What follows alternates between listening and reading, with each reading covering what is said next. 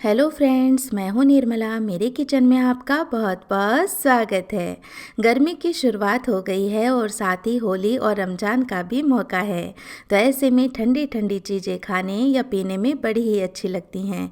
तो आज एक ऐसे ही शरबत की रेसिपी मैं आपसे शेयर करने जा रही हूं, जिसे आप खाएंगे भी और पिएंगे भी, और इसका टेस्ट इतना अच्छा लगेगा कि इसे खाते पीते आपका पेट भर जाएगा पर मन नहीं भरेगा।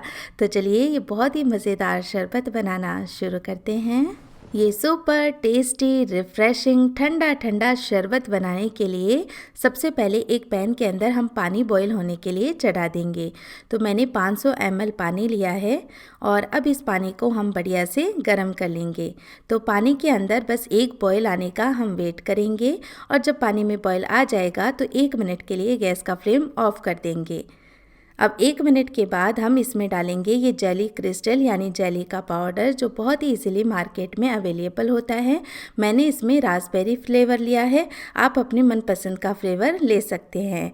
इसे बनाने की सारी इंस्ट्रक्शन पैकेट पर लिखी होती है, तो उसी के अकॉर्डिंग मैंने 500 ml पानी लिया था और पानी को बॉयल आने के बाद गैस का फ्लेम 1 मिनट के लिए बंद कर दिया, और अब इसमें ये जेली पाउडर डाल करके 1 मिनट के लिए मिक्स कर लेंगे।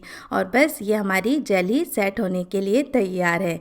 देखने में तो ये बिल्कुल पानी जैसी लग रही है कि ये सेट नहीं होगी, लेकिन जब आप इसे सेट करेंगे तो बहुत ही आराम से ये सेट हो जाएगी। तो यहाँ पर एक ग्लास के बाउल में मैं इसे निकाल रही हूँ, आप किसी भी बर्तन में इसे सेट कर सकते हैं। तो अब इसे मैं 45 मिनट के लिए फ्रिज के अंदर रख दूंगी ताकि ये सेट हो जाए, और जब तक जेली सेट हो रही है तब तक हम दूध को भी बॉईल कर लेंगे। तो यहाँ पर एक पैन के अंदर थोड़ा सा पहले पानी मैंने गर्म कर लिया है, और अब इसके अंदर 1 लीटर दूध भी गर्म कर लेंगे। अब दूध के अंदर हम एक बढ़िया सा बॉयल आने देंगे। तो जब तक दूध में उबाल आता है, हम एक दूसरी कटोरी लेकर इसमें आधा कप दूध और लेंगे, और इस दूध के अंदर डालेंगे कस्टर्ड पाउडर। तो मैं वनीला फ्लेवर वाला कस्टर्ड पाउडर ले रही हूँ, आप अपने मनपसंद का फ्लेवर ले सकते हैं। तो 1/3 कप कस्टर्ड पाउडर इस दूध में डाल करके इसे बढ़िया से मिक्स कर लेंगे। तो इस तरह से दूध में अलग से घोल करके जब हम कस्टर्ड पाउडर को गर्म दूध में मिक्स करते हैं तो फिर उसमें नहीं पड़ती हैं। तो दूध या पानी आप किसी का भी इस्तेमाल कर सकते हैं कस्टर्ड पाउडर को घोलने के लिए। तो यहाँ पर कस्टर्ड पाउडर बढ़िया से दूध के अंदर मिक्स हो गया है। ध्यान रखना है कि ये वाला दूध गर्म नहीं होना चाहिए। साइड में इस दूध में भी बॉयल आ गया था, तो अब हम गैस का फ्लेम लो रखेंगे और ये कस्टर्ड पाउडर मिला हुआ दूध इस तरह से थोड़ा थोड़ा करके डालते जाएंगे और मिक्स करते जाएंगे, तो इससे इसमें बिल्कुल भी गांठें नहीं पड़ेंगी। अब 1 से 1.5 मिनट के लिए लगातार चलाते हुए इसे पका लेंगे, और अब इसमें स्वाद के अनुसार चीनी भी ऐड कर लेंगे। तो मैंने 3/4 कप चीनी का इस्तेमाल किया है। इससे शरबत ना ही ज़्यादा मीठा होगा ना ही कम मीठा होगा। और चीनी डालने के बाद फिर से 1 मिनट के लिए इसे और पका लेंगे। तो इस तरह की कंसिस्टेंसी हमें शरबत की चाहिए, ना ही ये ज़्यादा गाढ़ा है और ना ही ज़्यादा पतला है। तो अब इसे भी बढ़िया ठंडा होने के लिए हम फ्रिज में रख देंगे। तो जिन चीज़ों को सेट होने में या ठंडा होने में टाइम लगेगा उसकी तैयारी हमने पहले ही कर दी है।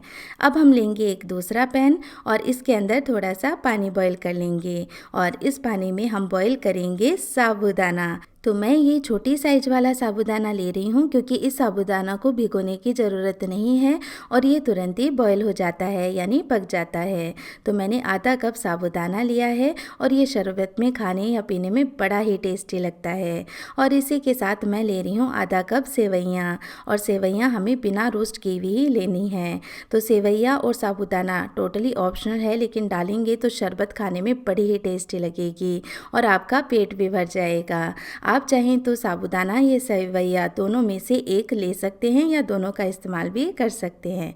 तो बस ये 2 से 3 मिनट में आप देखेंगे कि जो साबूदाना है वो बढ़िया ट्रांसपेरेंट हो गया है। सेवइयाँ तो वैसे भी बहुत ही जल्दी से बॉईल हो जाती है, तो साबूदाना छोटा लेने का ये बेनिफिट है कि 2 से 3 मिनट में सेवइयों के साथ ही साबूदाना भी बढ़िया से बॉईल हो जाएगा, वरना हमें इन्हें अलग अलग बॉईल करना पड़ता। तो अब देखिए जो साबूदाना है वो ट्रांसपेरेंट नज़र आ रहा है। तो चलिए अब गैस का फ्लेम ऑफ कर देंगे और इन्हें हम छान लेंगे।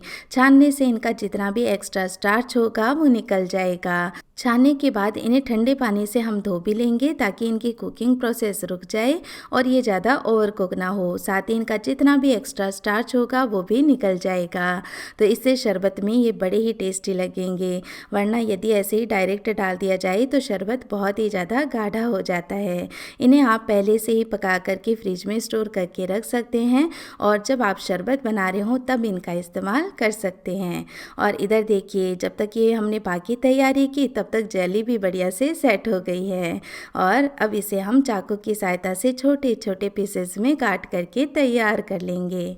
तो इस तरह से जेली बना करके जब हम शरबत में डालते हैं तो शरबत देखने में भी बहुत सुंदर लगता है और साथ ही जब ये मुंह में आती है तो मुंह में एक अलग ही स्वाद का धमाका होता है।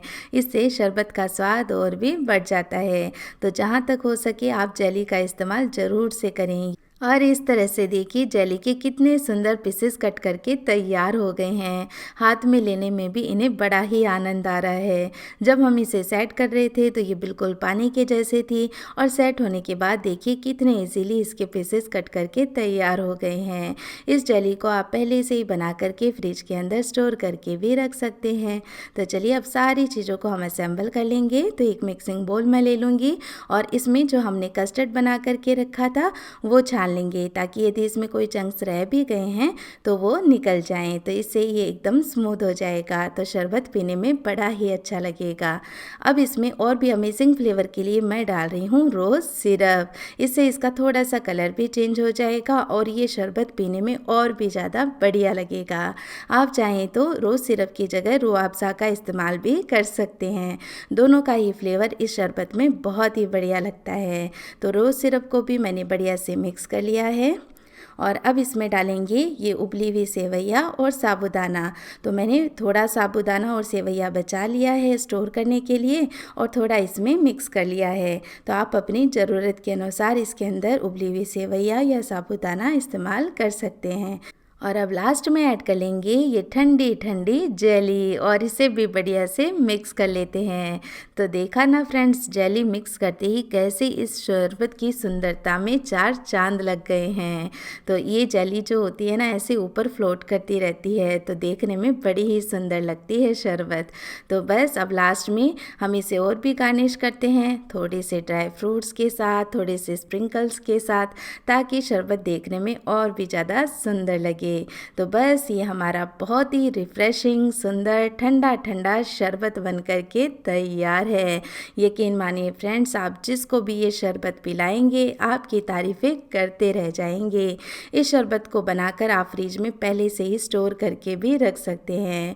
ये तुरंत ख़राब नहीं होता है और यदि आप इसे और भी लंबे समय तक स्टोर करना चाहते हैं तो सारी चीज़ों को अलग अलग बना करके आप रख दें और जब शरबत पीना चाहें तब इन्हें असेंबल कर लें। तो इस तरह से हमारा ये बहुत ही रिफ्रेशिंग शरबत बन करके तैयार हो जाता है जिसे आप खा भी सकते हैं पी भी सकते हैं। तो इस तरह से इस होली या रमज़ान आप ज़रूर से ये शरबत बनाएं और कैसा बना मुझे कमेंट करके ज़रूर बताएं। और यदि आज का ये नया शरबत आपको पसंद आया हो तो प्लीज़ एक स्माइल के साथ लाइक का बटन ज़रूर दबाएं। साथ ही मेरी ऐसी और भी रेसिपीज़ देखते रहने के लिए चैनल को सब्सक्राइब करना भी ना भूलें। मैं फिर से मिलूंगी आपको एक ऐसी और नई रेसिपी के साथ। तब तक के लिए टेक केयर, बाय बाय।